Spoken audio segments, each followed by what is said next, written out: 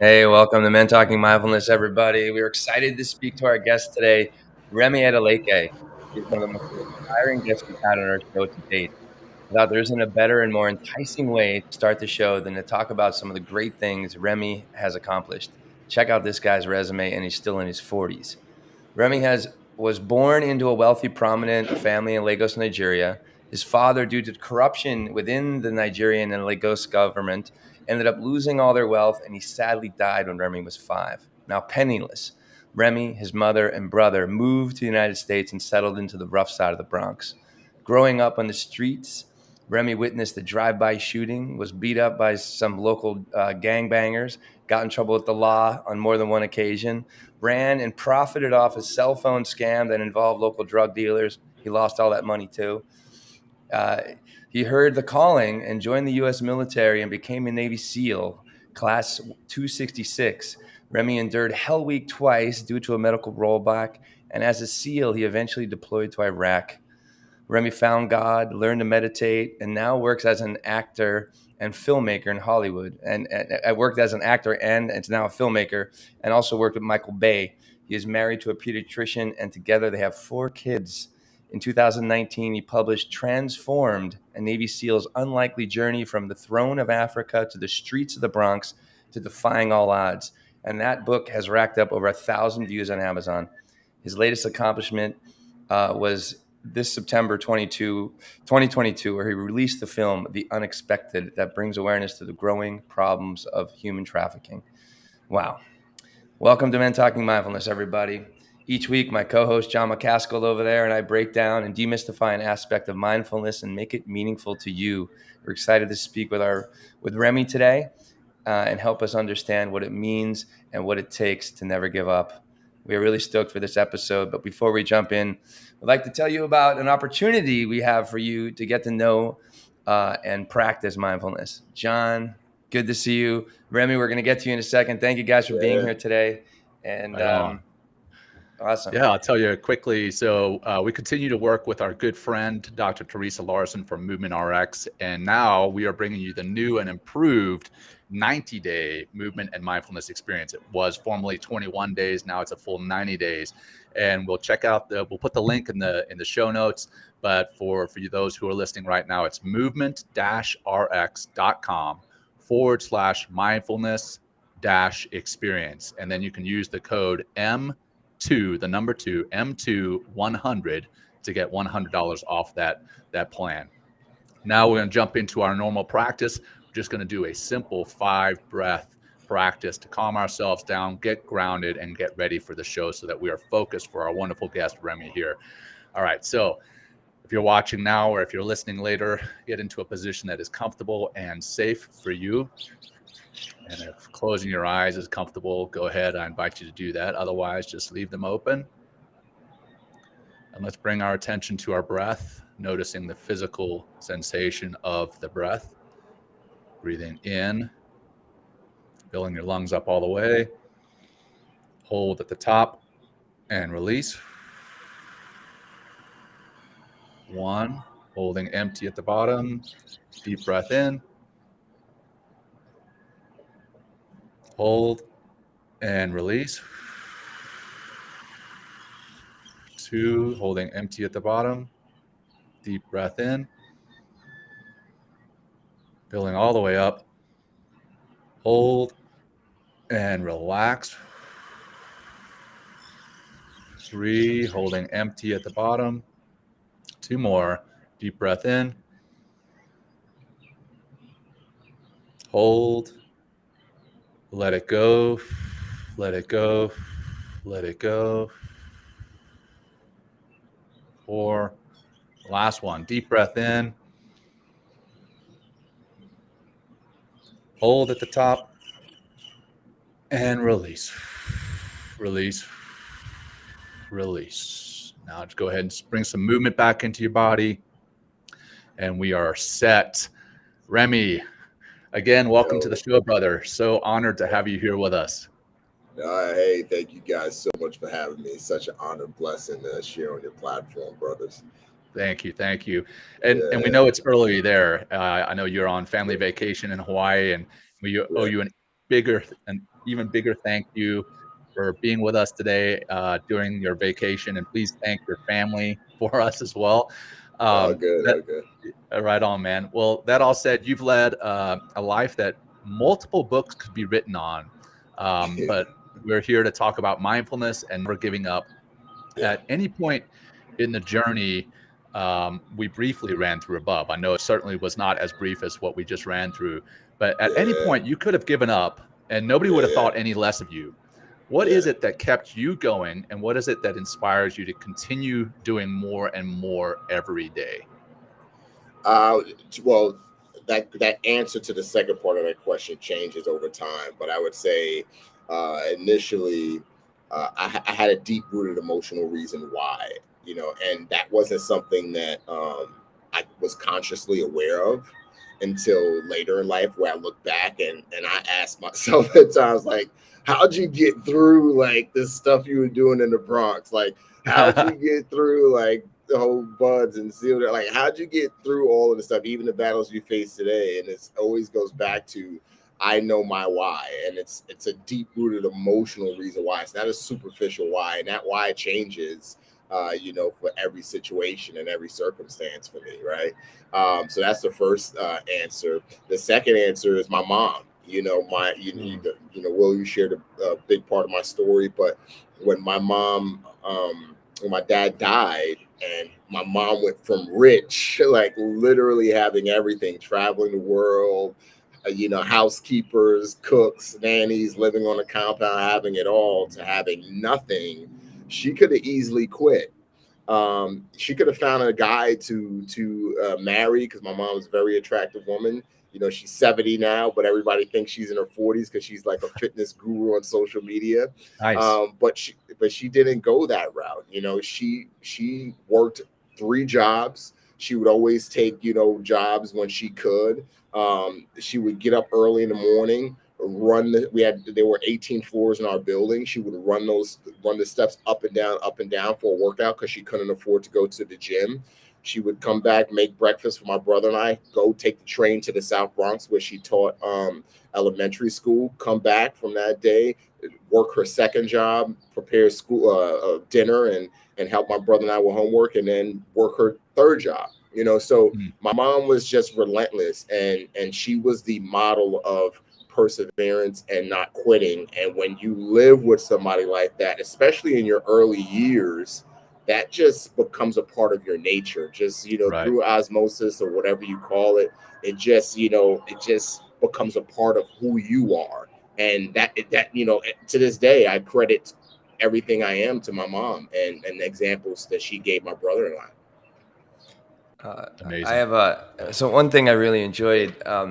You can hear me, yeah? You got my mic's Yeah, on. yeah, yeah, Yep. Okay, yeah, good, yeah, good. Sorry, because I know Remy's beeping over there in Hawaii. I got sounds over here in New York yeah, City, so there's a lot of It's activity. beautiful. But one thing I really enjoyed, Remy, about your mother and yeah. how it kind of there's like it really seemed to help you throughout your life, and I Mm. love to hear you talk about it. Is the fact that she had you writing at a young age, Yeah, right? yeah, And yeah, here you yeah, are, like, that writing helped you, that whole English, that yeah, you almost failed high school, right? yeah, But because yeah, of that at work ethic, and then you wrote a book, and then you just finished yeah, a film. So yeah, how much is that, just that one little piece, that, or like more about your mother too, but that one yeah. little piece about your mom had really, it seems to have really helped you to transform and to be where you are today.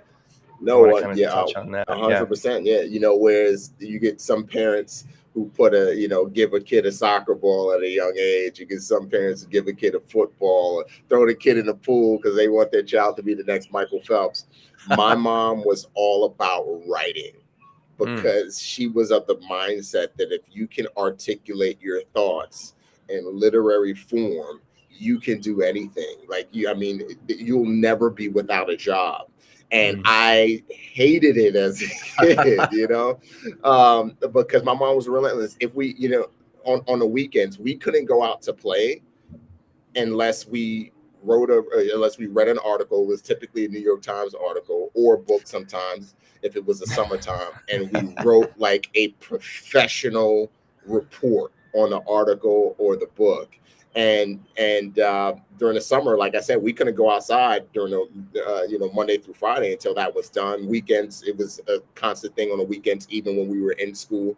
And my mom, as mentioned, was relentless. If the reports weren't near perfect, like literally perfect, she would make us pick another article and start all over again, like all over again. Wow. And I hated it because I'm a kid and I want to go out and play, But again, my mom preached excellence, and fast forward to years, later, that seed, was well worth planting, because when I got into the teams, there's a job called human, and I'll just kind of leave it at there. That's the title of it, and which stands for human intelligence. And there is a tradecraft / espionage side to it, but there's also a component that involves writing. Everything that you do outside has to be documented when you come into your skiff.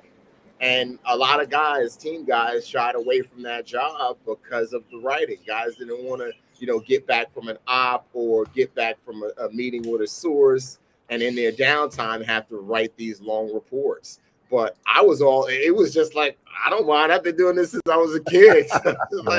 It's like, yeah, I'll go, right.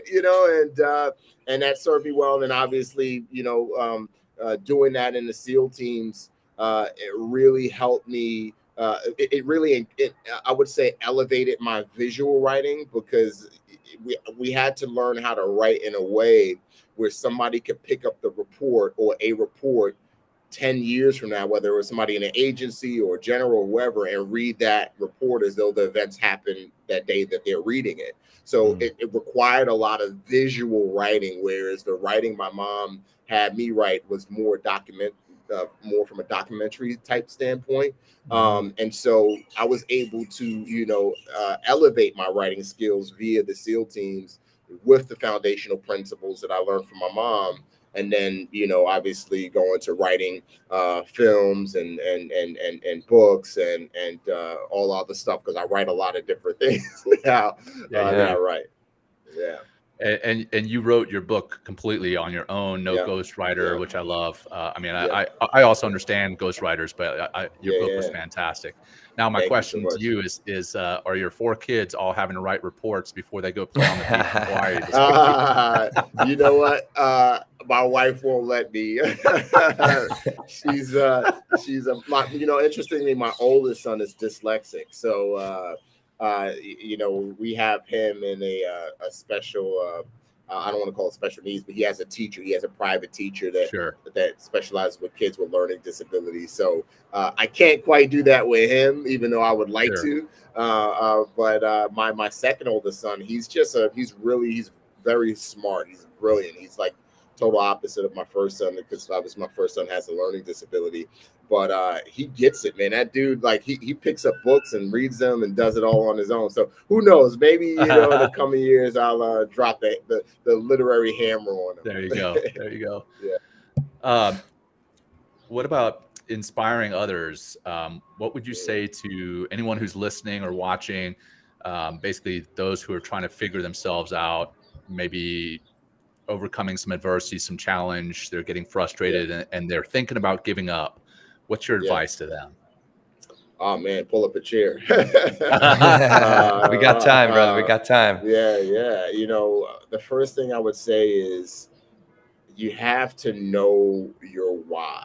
You have to know, okay, whatever it is that you're aiming towards, before you even start the process of aiming, you need to know, why are you doing this? Yeah. Because the thing is, on your journey towards your dream or whatever it is that you want to do, you're going to face adversity, and I say this about dreams. It wouldn't be called a dream if it was easy. It's called a dream because a dream is something that's hard to attain.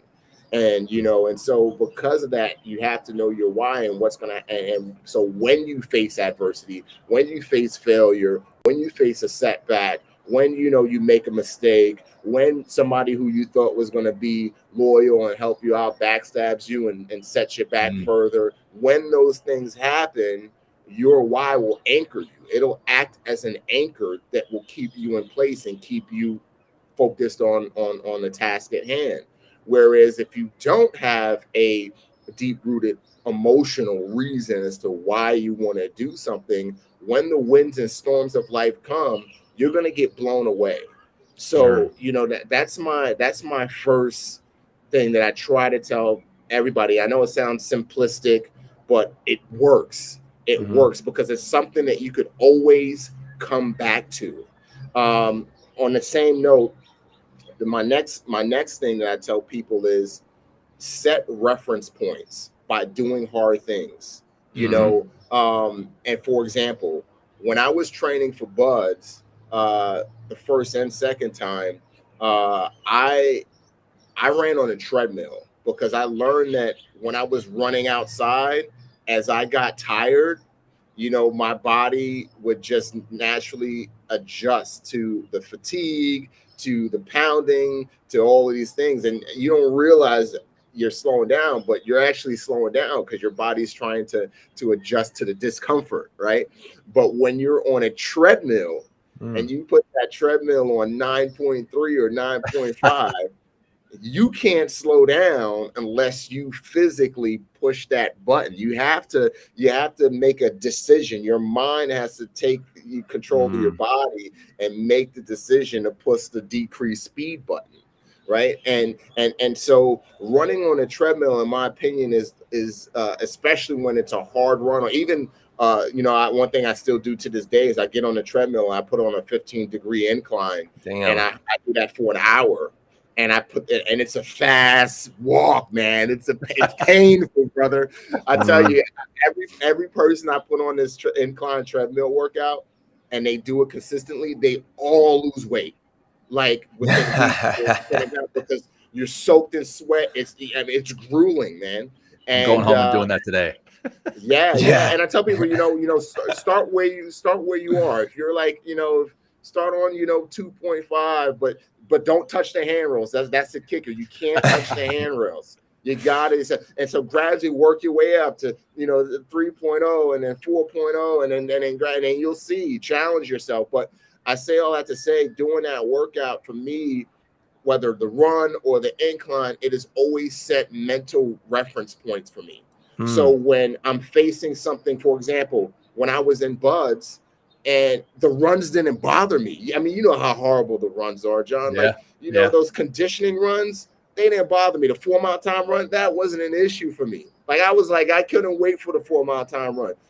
Even though the conditioning run sucked, especially the 7 stages of hell run sucked, I wasn't like mentally, I was like, oh, I was on the treadmill doing this for X amount of miles. Like, I could keep hanging on. Why? Because I had that reference point. I had those reference points. So for people who are, have this dream or goal or whatever, and they're facing adversity, it's important that before you jump into that, which all comes back to preparation, you do hard things. You challenge yourself. You set those mental reference points. And another example that could be helpful for college students, or and this for the everyday person, and maybe fitness is not a good tool for them when it comes to setting these reference points. I tell college students all the time, they say, hey, how can I get mentally tougher?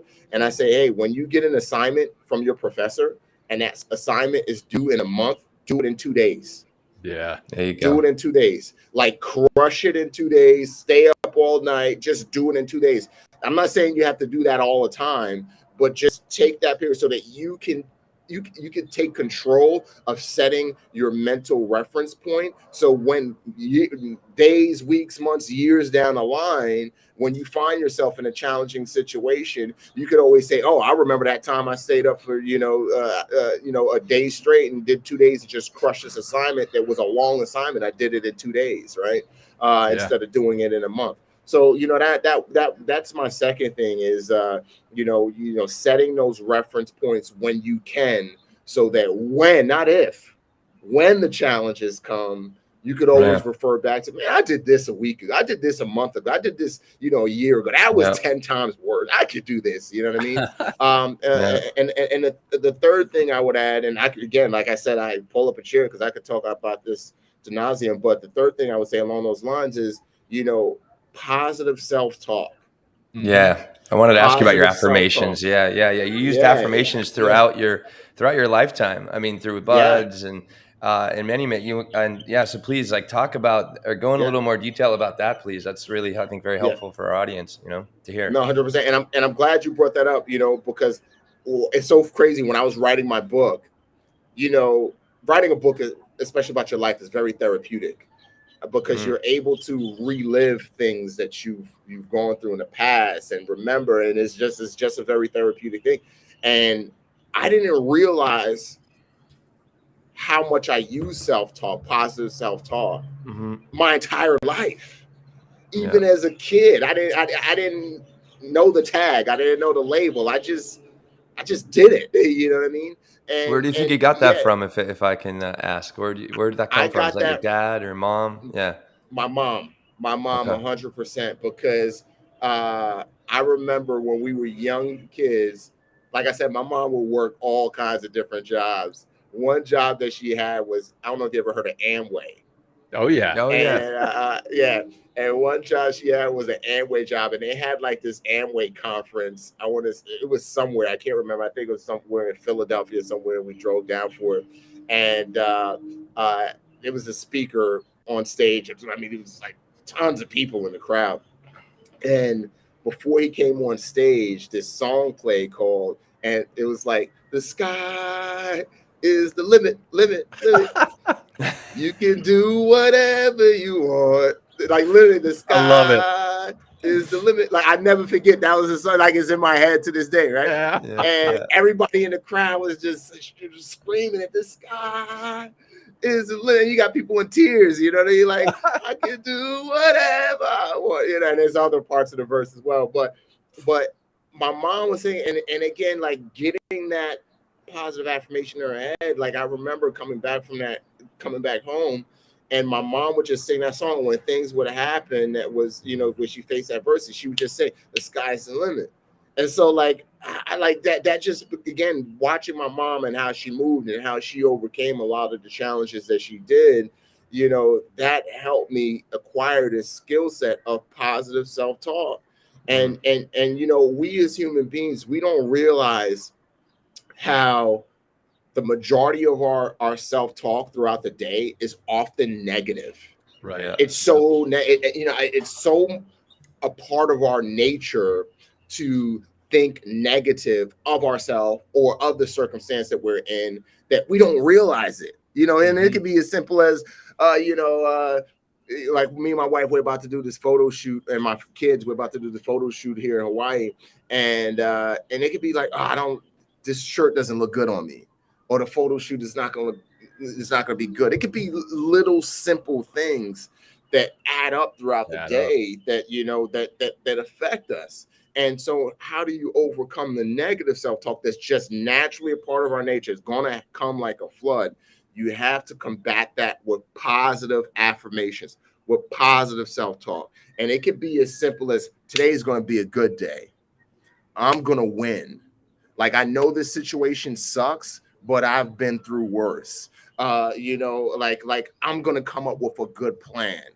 Like, and you're not lying to yourself. And that's something that, when I talk about this, like, I always try to tell people, it's like, you're not lying to yourself. You're not going to say, I'm going to be a millionaire by the end of the day today, because that's not going to happen, right? You're giving realistic, positive affirmations that are true, and I have a buddy of mine that he just lost a child, and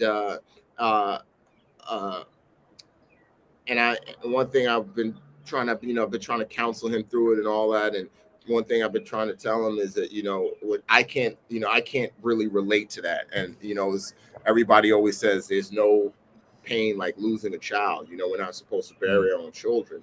One thing I've been trying to, say to him in a very delicate way is, there's a blessing and a curse. And I had this conversation with him a couple days ago, and there's a blessing in every curse, excuse me.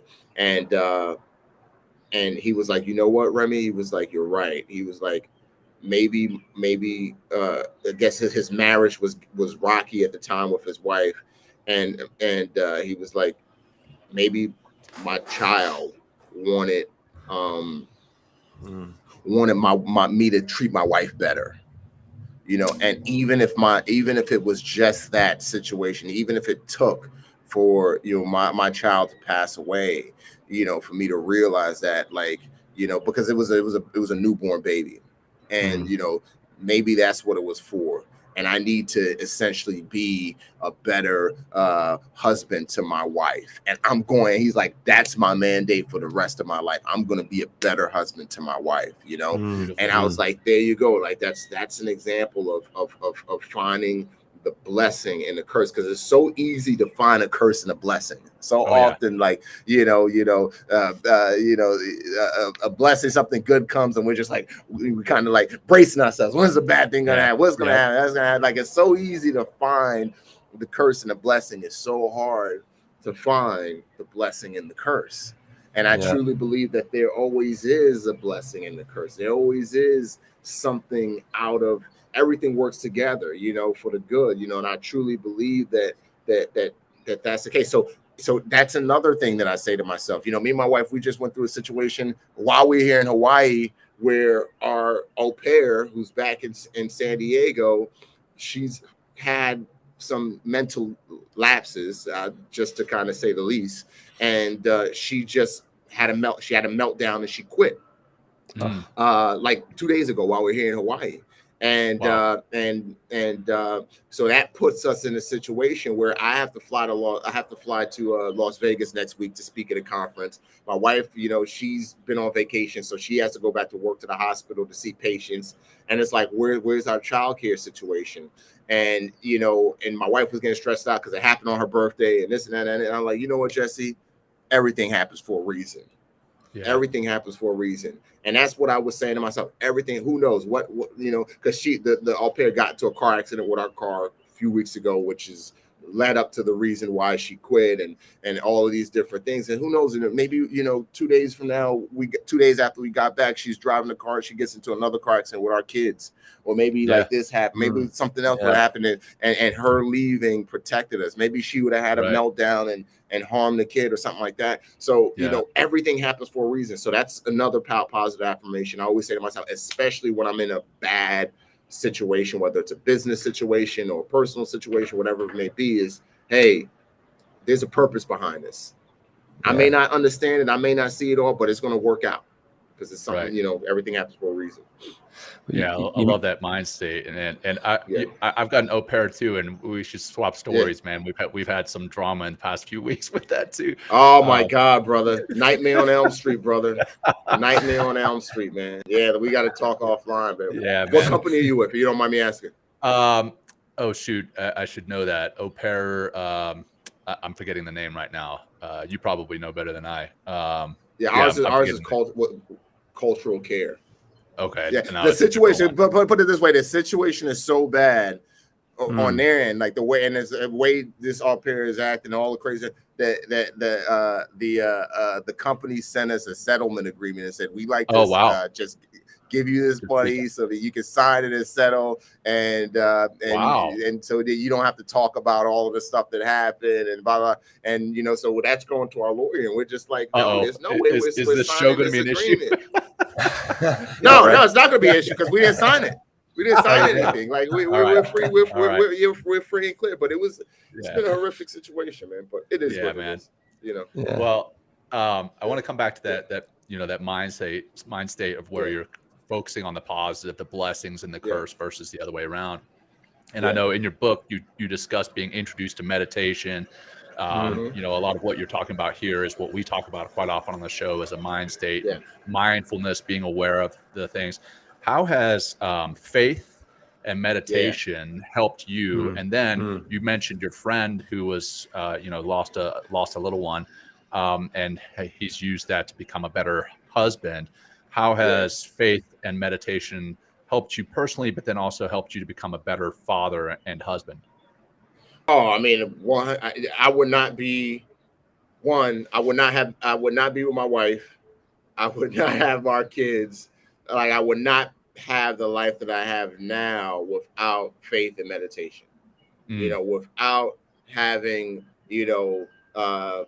centered myself and meditated on God and the things that He has for me and the path that He has for me, and just listen, just listen, to what I need to do, the decisions I need to make. I Before I came to faith, and I I made a lot of bad decisions, man. I was just led by my carnal nature, man. Sure. But after I came to faith, and then really got into the idea, because one thing, Jesus would always meditate. He would always go away and meditate in prayer and pray and like when I found the importance of being able to do that, to clear my mind and focus on on things above instead of just things below, that gives you so much clarity, and it gives you so much guidance so that you can make important decisions, right? Mhm. And I remember before I met my wife, and you guys know this from my book, I was intentionally single for 3 years. Yep. Like, I was just like, you know what? I need to learn how to love God. I need to learn how to love myself. I need to learn how to love people before I can learn how to love a person that I'm potentially spend the rest of my life yeah, with, and have and, kids uh, with. and and have kids with, and all these Yeah. things. And I you guys see the sun setting I behind me. Yeah, know. dude. The I was just gonna sunrise. say, man, I Yeah, love that you're speaking yeah. about your faith as the sun is Yeah, rising up over your yeah, shoulder. yeah, It's beautiful, yeah, man. yeah. No, that's awesome. That's Let me know if it's backlighting too No, much. But it's beautiful right now. um, um, and so like I remember, and you guys know this from my book, but I remember like I had left church one Sunday. This is 3 years after I made the decision to stay single and celibate, and I left church, and I'm like driving, and I'm meditating and praying and meditating, and I hear a voice say, "It's time for you to meet your wife." Wow. Like, Yeah. not meet a girlfriend, not meet a woman. It's time for you to meet your wife. This is 3 years after, like, 3 years after being single, and literally I was like, Roger that. I went on Match.com, and I signed up for a 30-day trial, and the the last week of my 30-day trial was the first week of my wife's 30-day trial. Oh, And, Oh, wow. and wow. we overlapped by a week. She had literally just moved to San Diego from Washington State, where she was, because she had just finished med school and was coming down to San Diego because she got accepted into a residency program in San Diego. And so, just out of all of the times on earth, you know what I mean? Like listening to God and meditating and focusing my mind helped me to pay attention to that moment where I needed to now start my search. And it overlapped by a week. And my Yeah. wife literally just met and we got married 5 months later, and the rest is Yes. history. We got 4 kids. So, I just use that as an example to say, the best thing for me that comes out of prayer and meditation is the decisions that I make. Hmm. The decisions that I make that lead to a better life. Not just a better life for me, a better life for my kids, a better life for Hmm. my wife, a better life for my employees, a better life for everybody I'm around. If that makes sense. Absolutely, Yeah. 100%. Yeah, Yeah. I love it. It's yeah, you mentioned a lot in the book about this voice coming from within, like join the yeah, military. It's yeah, like reach out to Cecilia. yeah, And you, I mean, is that? I guess that was kind of I was thinking like, oh, maybe that's your dad talking to you. You know what I mean? Or yeah, so, in yeah, some ways, and I guess it was that like higher being or that higher yeah, power. And yeah. so, I mean, what is it like or how challenging or difficult, or what was it like to begin to listen to that voice and let it kind of carry you forward, or even like trust that voice? Because I know a lot of we all have that kind of voice from within. Yeah, And yeah, some of us, we just kind of bat it away and be like, oh, no, no, no, I can't do that. And those negative thoughts we talked about earlier yeah. kind of infiltrate and keep you away from listening and taking a step in that direction. Can you just touch on that a little bit more if Yeah, you would? no, 100%. And Yeah. if I, because I could barely see myself on camera, so if Yeah, it's you too dark, just maybe let me. need to move just a little bit, Yeah, Remy. let me. We want our audience to see your beautiful face. Yeah. You know, this whole area is being blasted by the sun, so I might, if it's not too much of a hassle, I might shift this inside. Yeah, man. Oh, good. Thank you. I know Yeah. this is a live, raw, uncut, unapologetic John. Yeah. How we roll. Yeah. Oh, sorry, guys. Sorry. No, it's all good, Remy. This is. Yeah, I need you guys to go in the other room because Daddy needs to finish this. See my kids on the bed watching. Oh yeah, Hey, hey guys. kids. Hey. Will and I were taking bets whether the kids would show up. Yeah, There we go. exactly. Yeah. Thank you. Sorry, is that better? Oh yeah. Yeah, there you are. All right. Sorry. So I apologize. Yeah. All All good. good, All man. I could barely see now I can actually see myself. But sorry, what was your question? I apologize. No, about those voices within and taking Yeah. listening to them, taking a step towards them, and also trusting them. That's like, was that like a process for you, or something? You know what I mean? I would say after the first time I listened to the voice and it led to what it led to, Yeah. I would say then it just became okay for me, because going back to the main point, the first point you brought up, when I heard that voice tell me to join the military, you got to understand that, like I said in my book, the joining the military was totally contrary to everything I was. Okay. I hated the government. I hated the police. I associated anybody in a uniform as the police, whether you were Marine Corps, Navy, Army, whatever. I like my clothes baggy, my hats backwards. I still wear my hat backwards, as you can see. And I was allergic to authority and order. And so, that just that idea was foreign to me. But, as I said in my book, when I looked around my room and saw how my life had amounted to absolutely nothing, I said, what else do you have? What do you have to lose, Remy? Like, you look at your life, it's amounted to not, like, what else are you going to do? So that's when I said, screw it. And as you know from the story, I ended up going to Marine Corps recruiter's office first. He wasn't there, which worked out in my favor. Navy recruiter after that. And that Navy recruiter was the one Navy recruiter that would work for me. I had warrants out for my arrest, which I didn't know. And she, took me to both judges, advocated on my behalf, got my record expunged, went a step further, fudged the paperwork to sneak me in the Navy. And if it wasn't for that, I wouldn't have gotten into the Navy. And I say this because I meet young people all the time. They reach out to me on social media and they say things like, hey, I've had this misdemeanor, or I had this violation, and I've been trying to join the military. No recruiter won't touch me. Like, how did you do it? Because I know your story and this and that. And I know that you had a criminal record and criminal history, but you were able to get in.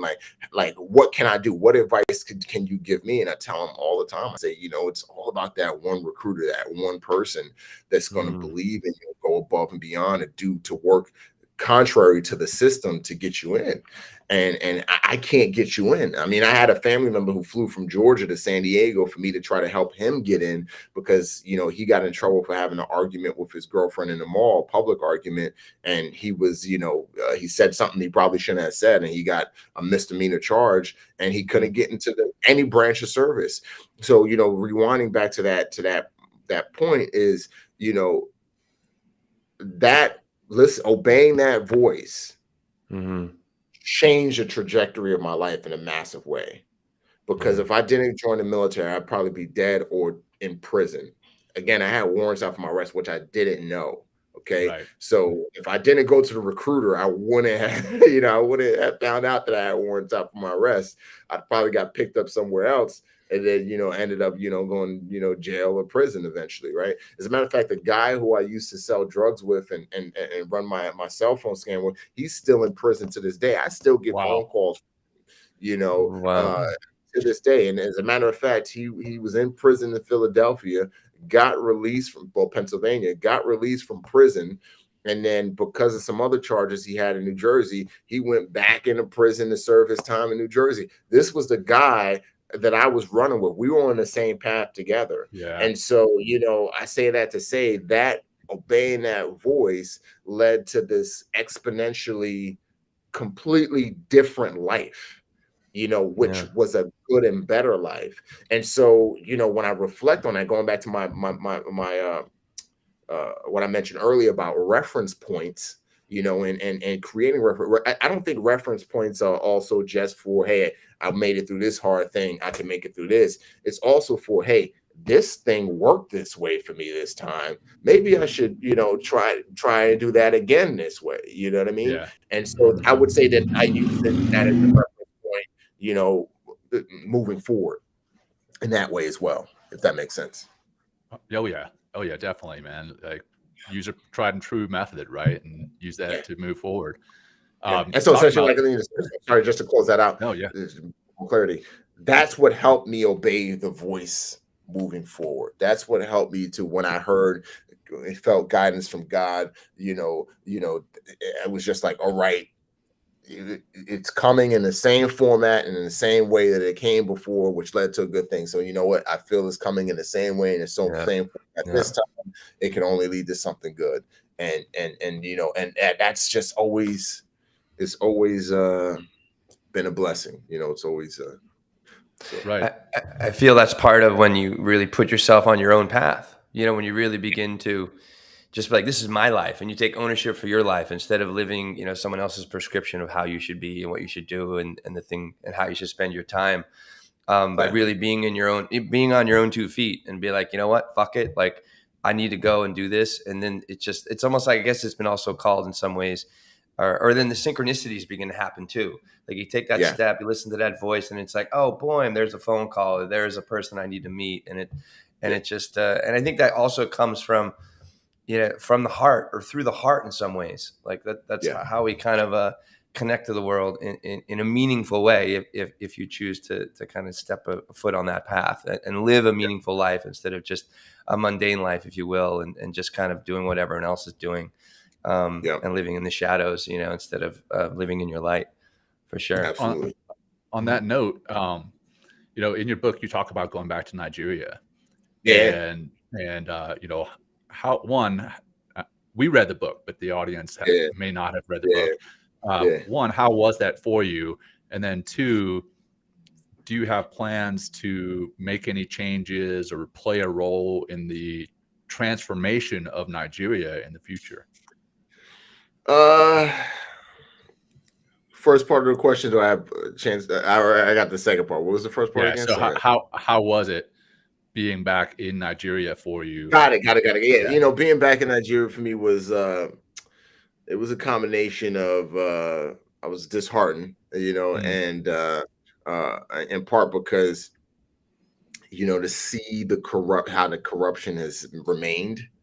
As soon as I got off the plane, I had customs officers trying to bribe me in order for me to get into the country.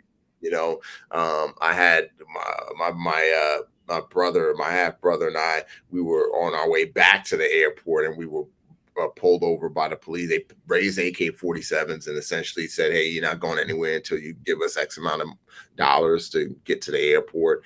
So the bribe, and just seeing the poverty, the gap, the wealth gap, where you have the extremely poor and you have the extremely rich, to be on the news, because I was on the news there, and hear about all the politicians that are still scamming and stealing, millions of dollars.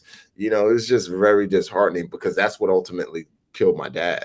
My dad, he left Nigeria as a boy, was educated in the West, got his master's and his bachelor's in architecture and engineering. And then he established his wealth in the West. He was very successful in the West. And what brought him back to Nigeria was he wanted to go back in order to bring all of his knowledge and expertise to Nigeria, because Nigeria is rich in resources. You got cocoa, you got natural gas, you got oil in abundance, gold, you have all these resources where Nigeria has a potential to be like the West, to be Yeah. the hub, of where people do trade and business, as it relates to Africa. And so, for him to go back, after all those years, didn't have to go back, was already wealthy, Yeah. and for him to be stripped of everything due to corruption, that hurt. And to know my dad's story, and then for me to go back and see that nothing has changed, Sure. was very, very disheartening. So that was the first part, but the on a lighter side, it was good to see, uh to breathe the air again, to see the private school that I went to meet with my dad's friends, and hear more stories about my dad, that I may not have been aware of. That was the lighter and the good side of it.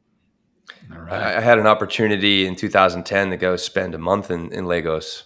And then a year before that, I spent a month in Abuja.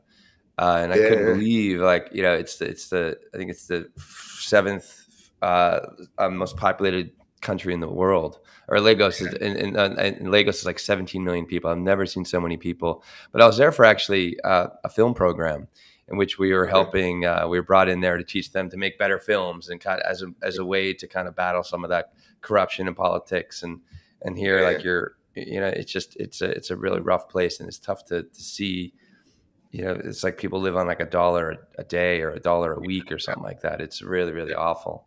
yeah. Um, As far as the uh, second part of your question, I don't yeah, I don't know if as of right now, I don't have a desire to go back and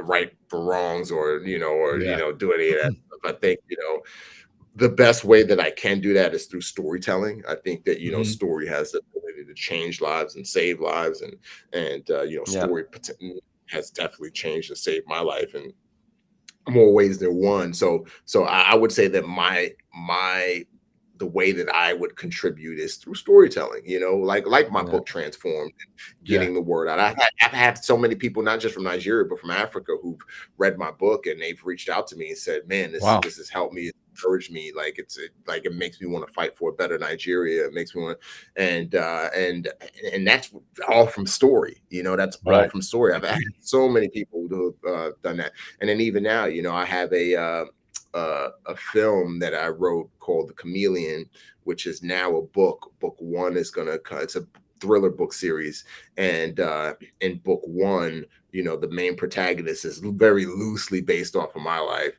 and so we have chapters. Majority of the book takes place in the present, but we do have flashback chapters where we follow his beginnings in Nigeria, Oh, wow. and his dad and who his dad was. And I won't give away too much of what his dad was involved in, all these different things. So I was intentional about really capturing, I would say, capturing the corruption in Nigeria, but showing how it could be mhm, overcome. So I really capture that in the book, intentionally, as a way to be able to combat the corruption. And even, in the book, it's an espionage action thriller, but there is a political piece to it, where, I really try to deal with this idea in a very delicate way, but of division in our country, America, right? Because Mhm. that's a huge issue in our country right now. Is we're so divided, and I truly yeah, believe that it's that division is being drove by politicians who want to keep us divided so that they yep, can keep power, and so on and so forth. yeah, And so I word, really address that in the book as a way to kind of speak to the audience, and say, hey, this is not about Democrat, this is not about Republican, this is not about Libertarian, this is not about Independent. This is about, how can we make decisions that are good for America? How can we put our biases aside and do what's best, not just for our current generation, but for our next generation or our next generation? Like, let's Right. stop the game, right? So again, yeah, how do I deal with, playing a role, hopefully fixing Nigeria, which there's only but so much I could do as one man. yeah, It's through storytelling. How can I, play a role in trying to, dispel as much of the division in this country as I can is through storytelling. How can I, combat human trafficking, which, my film, The Unexpected, is through storytelling, so that's just how I'm trying to, fight back now, is through story. Yeah, I was going to ask about the unexpected, and great flick. Really enjoyed it. Fantastic. Very well produced. Like very, very well. I Yeah. loved your transitions. Like that was something unique I haven't seen before. The transitions going like forward in time, back in time. Like really excellent. Done. Very highly recommend, as well as the book. Thank you. Yeah, John. Thank you so much. So yeah, I mean, what I think you answered a lot of my question there, in that you want to change things through storytelling, and the not to ruin it for the audience, but just the brief synopsis is that The Unexpected is about human trafficking, and it's based on a true story, and it's basically shows how we are or can be complicit in human trafficking without even thinking about it. Whether it's through organ donors, whether it's through pornography. That's not what your movie's about, but we can be complicit. So I appreciate your making that movie, and I appreciate you using the power of storytelling to affect change. 100%. So I want to go back to your just for a fun thing, and I also want to be respectful of your time, being that you are on vacation. But going back to your book, which again, for our audience, 100% written by Remi with no ghostwriter. Do you feel the book will be made into a movie? And if so, who would you like to see play you? Well, that's a great question, because I'm literally in negotiations / talks with a major production company / studio, who has a partnership with a major studio.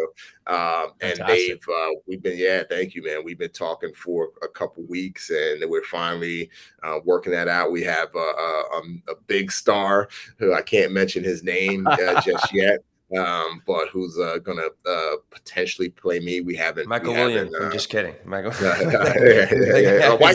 Williams is dead, man. Michael. No, the guy who did Rocky. Oh, you mean Michael B. Jordan? Michael B. Jordan. No, I'm just kidding. Sorry. I would say Michael Williams. I'm like, well, Michael K. Williams just died a couple months. Oh yeah, I loved him. But yeah, we're in talks right now. Hopefully, we should have it'll be announced.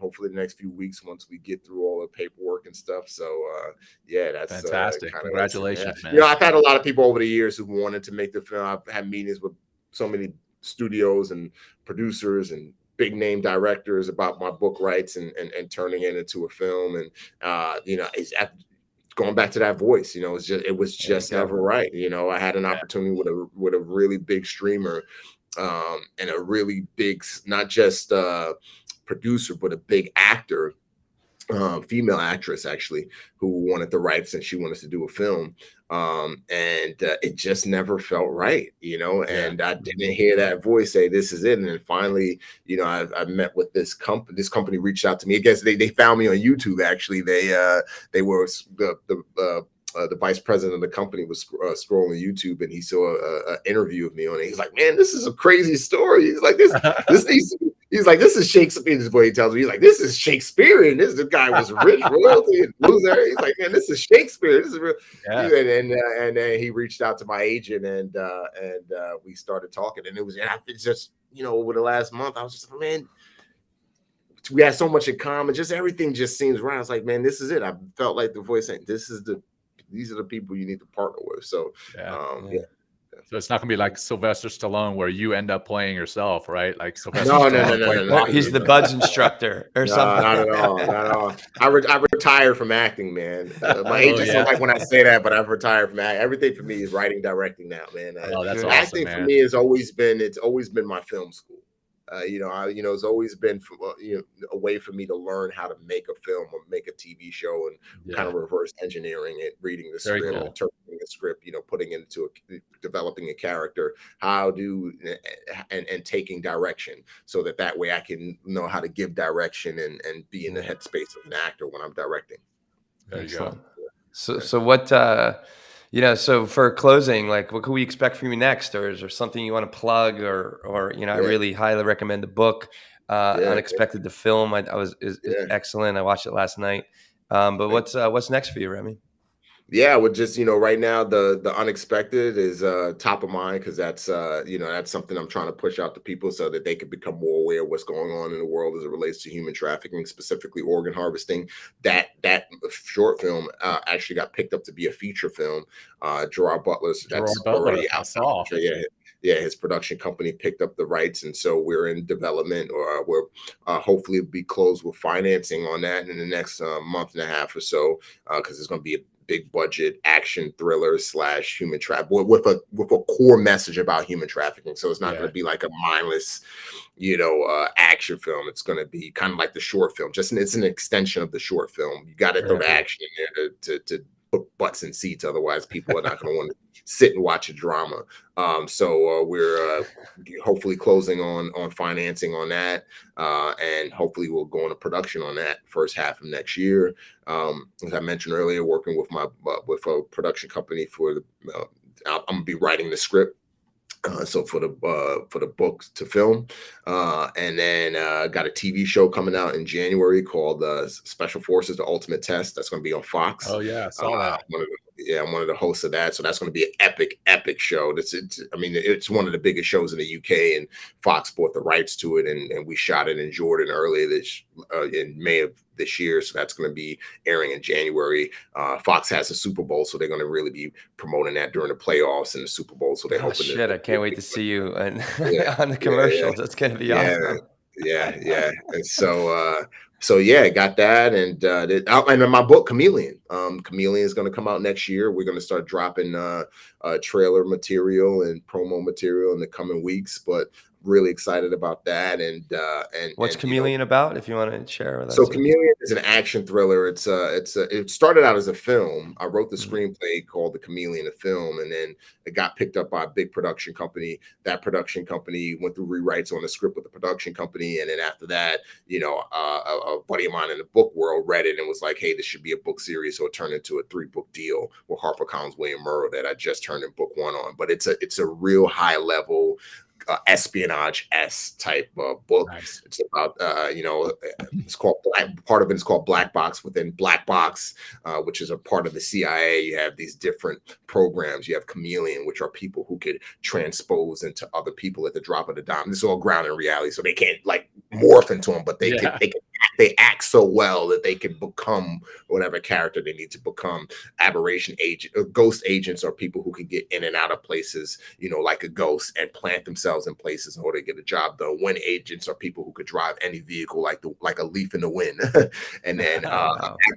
aberration agents are a combination of ghosts and chameleons, but they go undercover for years, sometimes decades. They live in other countries and do that stuff for years. So this all falls on the Black Box. And yeah, so that's Chameleon. Chameleon is gonna be first book we're coming out with. Yeah, Very cool, man. You got a lot going on. Like your mom. yeah, Like you yeah, learned yeah, from your yeah, mom, man. yeah. Exactly, All exactly. started writing those papers. Or, Yep. here Yeah. you are, like just writing and directing all the time. It's Yes, sir. wonderful. Well, Remy, Yes, sir. it's been awesome having you, man. Like I said at the beginning, we're just going to wrap it up with a quick Yeah. breathing exercise just to close out the show, and then we'll be done.